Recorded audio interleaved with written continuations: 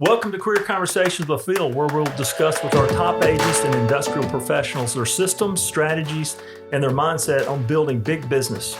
I'm your host, Phil Landers, designated broker of the Keller Williams in Flowood, Mississippi. On today's show, we have Leigh Jones. And Leigh, tell us a little bit about yourself and how you found what were you doing before real estate? Let's start there. I was a baby when I started real estate. It was back in 99. Okay. I was in Birmingham, Alabama. And I worked with my husband. We were the number 2 producers when I left Alabama, came here, never anticipated get back in real estate, and it just made me. Okay. I came here to help build a church with my brother-in-law.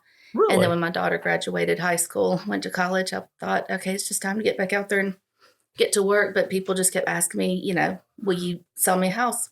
Because they knew I sold real estate previously. Right, and I was like, right. okay. So you just fell back into it because people love you, love your personality, love working with you, love your experience that you have in the business. So how long have you been? How long would you say you've been in the real estate business? You said a baby, so it's okay. 20 years. 20 years. So 20 years in the business. And how long have you been with Keller Williams? I want to say 3 years. 3 years. Okay. I don't know. Yeah. Maybe 3. Maybe, you know how time flies. It could be 5. Who knows? Probably not 5. Okay. But yeah, I think 3 or 4. So three or 4 years. So how did you find your way to Keller Williams? I didn't want to work for a broker that I had to overcome their name on the sign. Right. Because you do have to rise above that branding. Okay. The brand has to be good. But to me, Keller Williams, it's a strong franchise. Gotcha. And when they see Keller Williams, it's almost like seeing Kroger. You think grocery store. Right. So you think real estate, then you got to get your name above that. You can do that with that type of brand. And also you have a reach. If you're moving here from other states, you've never heard of these boutique agencies. Right. So how are those people going to find you? You want the relocation. Okay. So you found your way. You wanted a strong brand. You wanted to be able to brand yourself. And that's one of the value propositions that you see with Keller Williams is you're able to brand yourself and have a business inside the business. Correct. Right. Okay. So do you happen to know what your numbers are? Do you know what your numbers are? Around like how many units I've sold this year? Units or volume, that type of thing. Of course, I have it printed here for you. And so would you believe that, in the last 12 months, you closed out almost $6 million worth of business? So Ebony just told me it was 6.6. Okay, 6.6. I feel awful saying that I don't keep up with that stuff. That's okay. I wish I did. But it is something I'm starting this year. And this not to excuse it, but my reasoning is I chose not to be a top producer when I got back in this business. Gotcha. I wanted to raise my kids by myself and do that very well. Okay. And so I commend you for that. It's God family business. That's our value proposition. And yet you are a top producer. Yeah. Well, and now I feel like the game's changed. My son just turned 16. Got it. Okay. He schedules his own hair appointments and gets himself to school and cooks his own food. So very nice. Well, let's talk a little bit about your real estate career and what has led you to be successful as a real estate agent. I'd like to know about that because I'm sure there's people in the audience that are just like you. They are dual career, so to speak. In other words, dual career. You have been hyper focused on taking care of your family. They've been your priority, and you were doing this because you fell into it based on what you just told me a while ago. People goes, will you list my house? Will you do this for me? And so you found yourself doing that. And I bet we have a lot of our audience that's doing the same thing. So how are you balancing that? I feel like the best way to describe it, I get to stay passionate or get to do what I'm really passionate about. I really, really care about people. Right. Which is probably why they want me to help them in the first place. That's why I love my family. I like to take care of people. Right. Care if it's in a hospital bed or, they have a leak under their sink. Gotcha. So it just kind of falls into what I was built for anyways. And so a side note to the audience, they may not know this, and I do know this. Recently, Miss Leigh, she actually, I think, saved someone's life out at the reservoir. An individual got hurt really bad in a boating accident, and you were first on the scene to be able to help take care of this person. Yeah. Is this person doing okay? Do you know? He is. We stay in contact, yeah. Very nice. He's going to live. Very nice. I'm so excited. Talked to the ER surgeon, and she said if we hadn't have been there, he would have died. How does that make you feel? It took me a minute, because I didn't want the accolade because I saw the son go through the struggle along with the dad. Right. And I'm trying to save his life. I felt like he should get the credit. Right. But honestly, I'm so glad I was there. Yeah. And could stomach the guts and stuff. There I didn't you know I could do that, but Well, see happy to be used. what triggered me is that you want to take care of people, and so Mm-hmm. that did that, and so we're back on the real estate conversation. okay. Little squirrel there. We're back on the real estate conversation. So you like to take care of people, and so you kind of fell into the real estate, and you're not like most typical realtors from that standpoint. Yeah. You're treating it more as a casual type of business that you love, servicing people, and it provides a good income for you, and you're a top producer, and you've capped out at this company. What does it feel like when you're receiving 100% of your pay because you've capped out? It feels normal. When I have to pay back into that cap, I'm just like, dang it. It feels normal. Yeah. When I'm not capped, it's like, okay, pay Gotcha. it. Yeah. Gotcha. But that will push you to work a little harder when you're paying into the cap. Right. So do you have any kind of systems or models or any kind of structure in your business? What's a day in the life of Leigh Jones look like, the realtor part? Tell us a little bit about that. So in the mornings, you print out your to-do list, everything you need to get done. Got to get my house clean. If it's not clean and together, I'm not moving forward. Got it. Selling anything. I don't do a lot of prospecting. I did a few years ago, but I've just had enough referral business that will change this year. I don't like it. It's a little uncomfortable, but all right, hang on a second. Let's park there for a second. My squirreling. So no, not at all. You have a lot of referral business, and you're saying that's going to change, and you don't like it. So there's two questions that I have for you there. One, where does a referral business come from, and how do you generate that business? So I was shocked. It was 2 years after I started selling.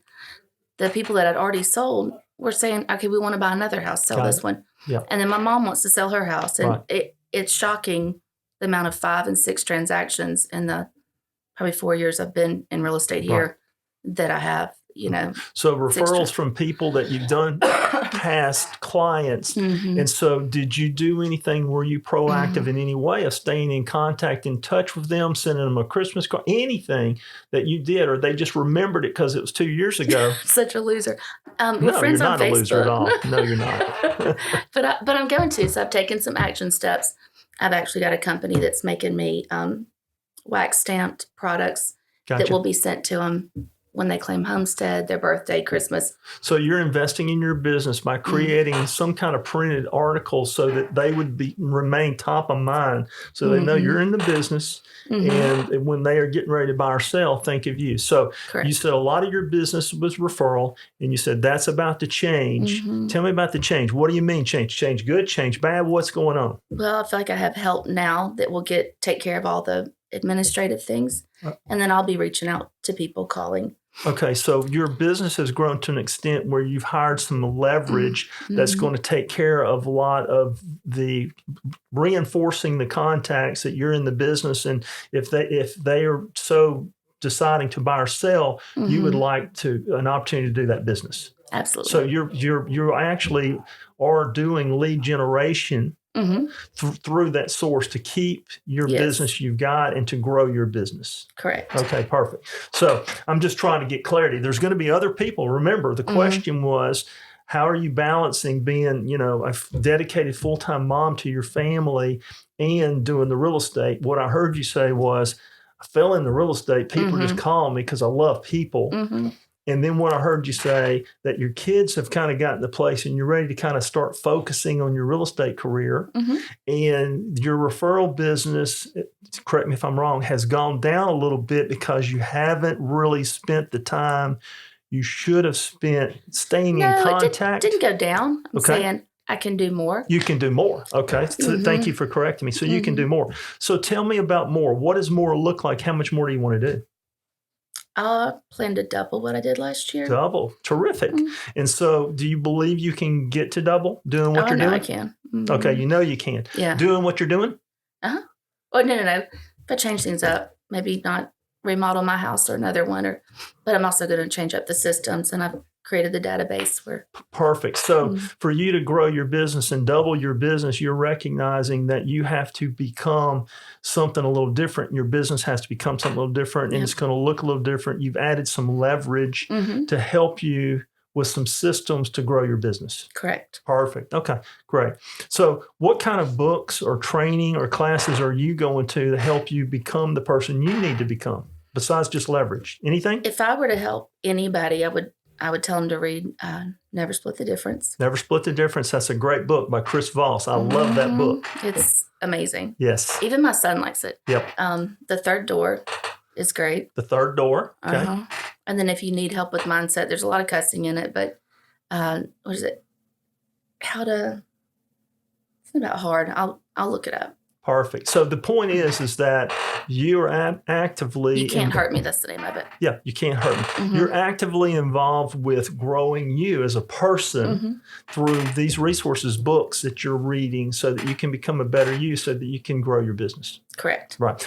Are you attending any kind of training classes or attending training classes? No. None's on your radar right now. That's okay. No. I mean, I went to the conventions. I learned some stuff, and you do pull some stuff out of that. It's really hard for me to sit still in a class, you know. Okay. So I learned best by moving or doing. So when you say you went to some conventions, tell me more about that. What conventions did you go to? The Keller Williams convention and the NAR convention. Okay, so when you say convention, are you talking about Keller Williams Family Reunion or are you talking about Mega Camp? Yes, Family Reunion. Family Reunion, okay. And so there's another one coming up in Dallas, I think, in this February. So that's something worthy of going to. I hear it's hard for you to sit still. However, there is a plethora of classes you can attend that helps you grow so that you can, and there's also the networking opportunity. What I have found going to those events, you typically will get 3 or 4 referrals from people that you connect with there. Okay. Well, and not just that, but I think a huge part of this being a fun environment or, fun industry and what grows you is the relationships you make across the board.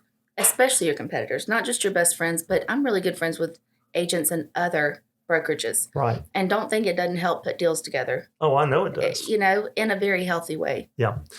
So tell me more about that. Tell me how you see being a good, having a great relationship and reputation with our peers in the industry helps you with your business. A lot of people don't get that. So when I'm showing houses and you've got 7 to look at, if it's somebody that I know what kind of experience I can provide my seller. Right. So that's going to be at the top of my list to make sure they look at it. Right. And if I see them connect with the house, I'm going to make the phone call because if it can be put together, then I know that what agents can do it well and which ones are going to be difficult or not care after the sale. Because you run into things that you have to hurdle or the buyers or sellers do something they shouldn't, and you got to protect everybody.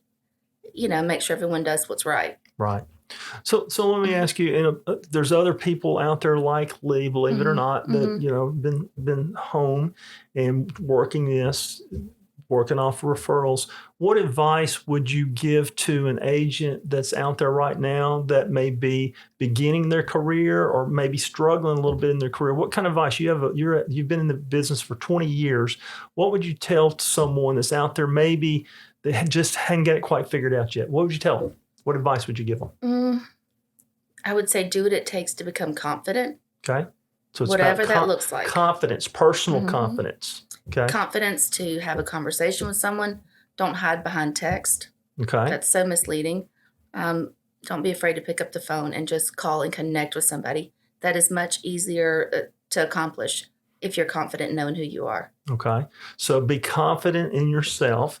So know your value system. Know your value system. Okay. And be willing to have fun. Be willing to be vulnerable. Just be confident doing it. Got it. So did you ever, are you a proponent or big on scripts or any of those kind of things? Do you know your scripts? Tell me a little bit about that. I think I made my own up. You made your own up? Okay. Yeah. I pretty much know what I'm, going to say. And I think, honestly, one of the best scripts is if you understand this, your scripts will come a little easier. Sure. If you will stop talking and listen to people, they'll tell you how to close them. Gotcha. But you've just got to listen. So learn to ask the right questions your comeback in is necessary as you listening is. Right. So you will learn Mhm. to ask the right questions. Tell me more about that. How do you learn to ask the right questions? Is that just trial and error? So you don't walk in and say, "Oh, it smells." Listen and see what their first reaction is. Okay. It smells what smells? Okay. Do we like the space though? If it didn't smell, Right. and then when you get to a certain step, you just have to say, if I could make this work, what would you want to do? Like, if this can happen, can this happen? Wow. Once- See, I see you as a natural. I love it. Well, I honestly can't believe I get paid to sell this. Yeah, and that's so cool. And I see you as a natural because you know what? A typical less seasoned agent will walk in the house and go, man, it stinks in here, right? And so your comeback to that was, I'm not going to say anything. If they say something, you go, what smells? So if we could get rid of the smell, can you see yourself living in this house, in this space, right? You're continuing to lead them on through the process. Yeah. You've eliminated the thing off the bat because that could be the house for them, and we can fix the smell, right? A lot of times people are their worst enemies. Right. So you just kind of help them. Let me ask you a question. When you are working with a buyer, do you work mostly with buyers or sellers, or is it pretty much even? I like a healthy book. Healthy book. Okay. And believe it or not, a lot of times I'll connect buyers with my listings. You'll I sell a lot of my own listings. Oh, terrific. So you like a healthy book. And when you're working with buyers, here's where I was going with that question. How many houses do you typically show a buyer on average? We'd probably make it through maybe 10. 10 houses. Okay. I mean, I've had several occasions where they're like, "We want the first one," Want the first one. and I always say, "No, you got to go to bed, sleep on it." Gotcha. And one thing I always tell my buyers, once we look at houses, I just tell them, there's no dumb questions. The only dumb question you could ask are the ones you're too afraid to ask. Gotcha. And I said, just keep an open dialogue. Whatever it is, just vomit on me. Just tell me. Right. I can't help you if you don't tell me what you're thinking. And then when you finish looking at houses, just always identify that might have felt overwhelming. Just know that when you go to bed and you wake up tomorrow morning, when you wake up, what's the first house that came to your mind? Right. And if one of them doesn't, you're probably not into any of them. Right. But if one does, let's have the conversation. Do you have a buyer's consultation before you ever start showing properties? I do unless they call on my listing. Unless they call on your list. Got it. Understand. So I was just wondering if you're asking them a series of questions so you can kind of get to know what their needs are and their wants and their desires so that you could eliminate. I know it's not your job to eliminate houses, but you can have a good idea. Okay. They want to live in this geographic area. This is what's on the market. This is the size they want. And you can get it down to 3 to 5 houses. So you're not having to show 20 and 30 houses. We have some agents that will get out there and they'll be showing 20 houses. Oh, no. In fact, the first conversation isn't what are you looking for? Right.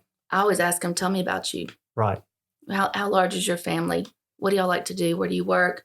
They're not invasive questions if it comes from a very honest place. Right. But when you find out what their vision for their life looks like, you can help them navigate. Otherwise, all they have is a little app. Yep. So let me ask you a question. Do you, and I'm not going to go strong on this language here, but do you find that buyers really know what they want? No. They don't know what they want. Right. They know what they'd like to have, and they've got general ideas, but they don't really know what they want. So what's your role in helping them understand? Teaching them how to ask themselves the questions I would. In fact, there was an elderly lady that I helped, and she said, I went and looked at this house in Hattiesburg, and I thought, what would Leigh say? And I just thought, is the yard graded? And she said, I went through the list to decide if I liked it or not. But because you teach your clients to look at homes the way they should. Are you looking at the neighbors or, just teaching yourself how to ask questions? So if I could sum up what I've heard you say about buyers is that let's be quiet. Let's ask lots of questions, that we don't rush to judgment. You need to sleep on it. Did I leave anything out? And come from a very honest place. Come from a very honest place. The minute you sound like a salesman, you'll pick up on it. Yeah. No one likes to be sold to, do they? Nope. Yeah. But everybody loves to buy. They want to buy. There's no one that I've ever, once you get to that place, people will give me their credit scores. Right. But it's to help them. It's not because I'm trying to pry. Right. You just got to put them with the right lender that you create the relationship by asking questions and being honest about truly helping them. So as we're thinking about the audience sound, what's the one piece of advice that you would tell an agent out there that's pursuing a career, wants to pursue a career in real estate, that they need to think about or do to be successful like you are? Oh, I don't know. Like, I would just say figure out who you are Right. and if you can really connect with people like that. But I also think that, do you really like houses? Like, I love construction. Uh-huh. Have you ever worked with a builder to figure out exactly how they're built? Yeah. Or what means what? That knowledge, I love all of it, so it's helped me. Gotcha. But you really should understand what a post-intention slab looks like. Right. Or, what a footer is. Like, you should understand how a house is built so you'll know what you're selling. Gotcha. But just, I don't know. I So think a lot of people think you get into real estate, so you have the freedom to go do whatever you want to do and make a lot of money. So what's next for Leigh? So you're getting leverage. You've hired an assistant, and you're going to focus on sending out these mail outs and really branding yourself and promoting yourself more. And your business will absolutely go up from that work. I believe that. So what's next for Leigh? Where are you wanting to go? Where would you like to be in the next 3 to 5 years as it relates to your real estate business? How do you see? On the beach? No, I can't imagine being retired, honestly. Well, you love people, and so it's not work. It's fun, right? Yep. So I get that. So where would you like to be if we were sitting here in the studio 5 years from today? I said, "Hey, how's your life?" And you go, "Phil, it is off the hook. My business, my life is great." What has to happen for you to be able to say that?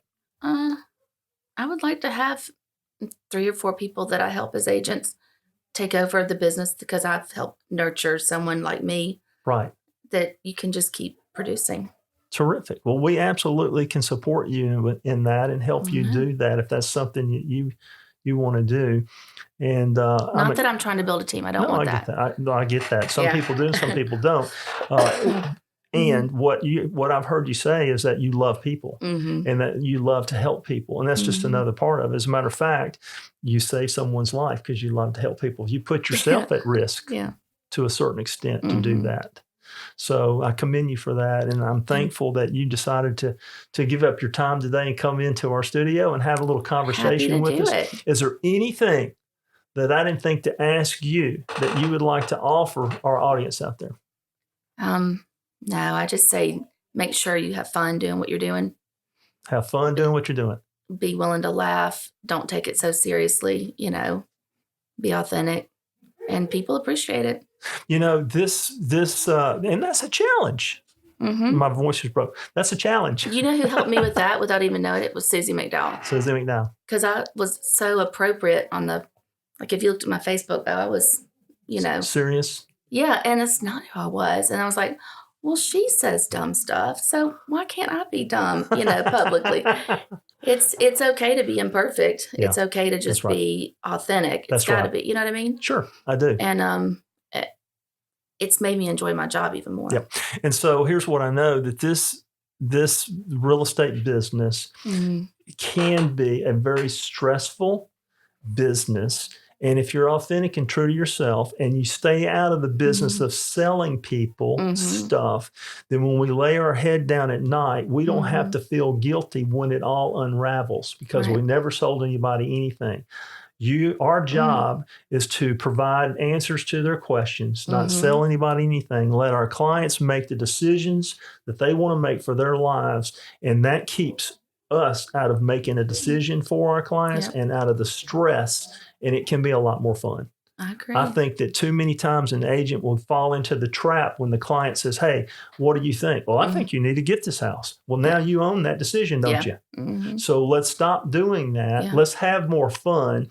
And I really don't. I'm not stressed. No, I know that. Yeah. And there are agents that walk around stressed out. Yeah. And so it may be that they're owning too much, or they're too worried about it, or maybe that their bills are tight, or whatever the case may be.